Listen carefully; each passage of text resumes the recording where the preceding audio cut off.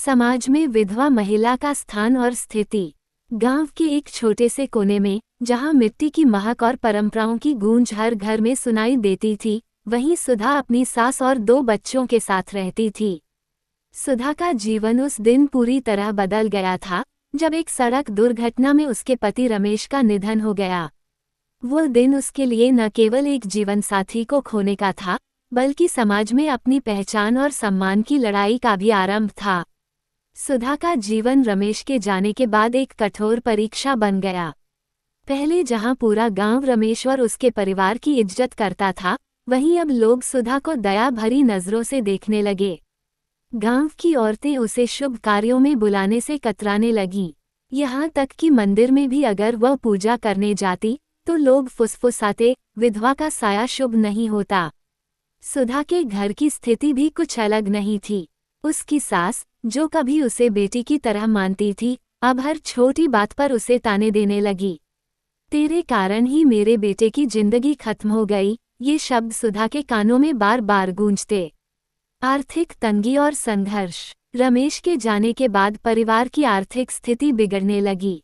सुधा के पास न तो शिक्षा थी और न ही कोई नौकरी का अनुभव। उसने गांव के लोगों से मदद मांगी, लेकिन हर बार उसे निराशा ही हाथ लगी। लोग कहते, विधवा है, इसे घर पर ही रहना चाहिए। काम करने निकली तो समाज क्या कहेगा। सुधा ने अपने गहने बेचकर अपने बच्चों की पढ़ाई का खर्च चलाना शुरू किया। लेकिन जब गहने भी खत्म हो गए, तो उसे दूसरों के खेतों में मजदूरी करनी पड़ी। वहां भी कई लोग उससे बदतमीजी करने से नहीं चूकते। गांव के त्योहारों में सुधा को बुलाना बंद कर दिया गया।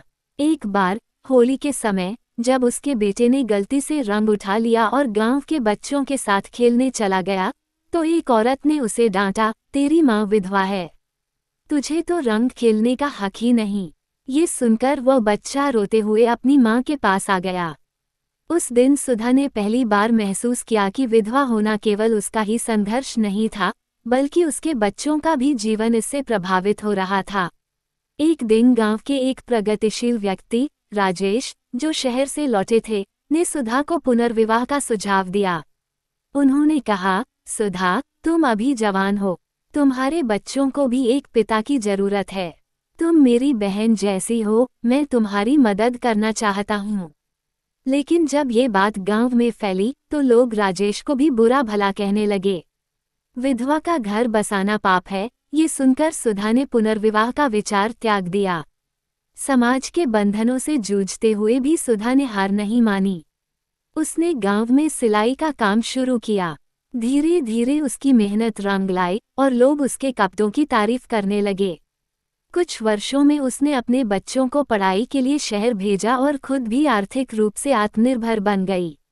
गांव में बदलाव की शुरुआत। सुधा की सफलता ने गांव की महिलाओं के सोचने का तरीका बदलना शुरू कर दिया। जो महिलाएं पहले उसे ताने देती थीं, वे अब उसके पास अपने बच्चों की पढ़ाई और काम के लिए सलाह लेने आने लगीं। एक दिन, जब गांव के एक बड़े आयोजन में सुधा को विशेष अतिथि के रूप में बुलाया गया, तो उसने कहा, विधवा होना कोई अपराध नहीं है। समाज हमें कमजोर समझता है, लेकिन अगर हम खुद पर विश्वास करें, तो हम हर बाधा को पार कर सकते हैं। मैं बस ये चाहती हूँ कि कोई और महिला मेरे जैसी तकलीफें न झेले। सुधा की कहानी समाज में विधवा महिलाओं की स्थिति को दर्शाती है। ये कहानी बताती है कि कैसे परंपराएं और समाज का दृष्टिकोण एक महिला को उसकी पहचान से वंचित कर सकते हैं। लेकिन ये भी सच है कि यदि महिला अपने आत्मविश्वास और मेहनत के बल पर आगे बढ़े, तो वह न केवल अपने जीवन को बदल सकती है, बल्कि समाज की सोच में भी बदलाव ला सकती है।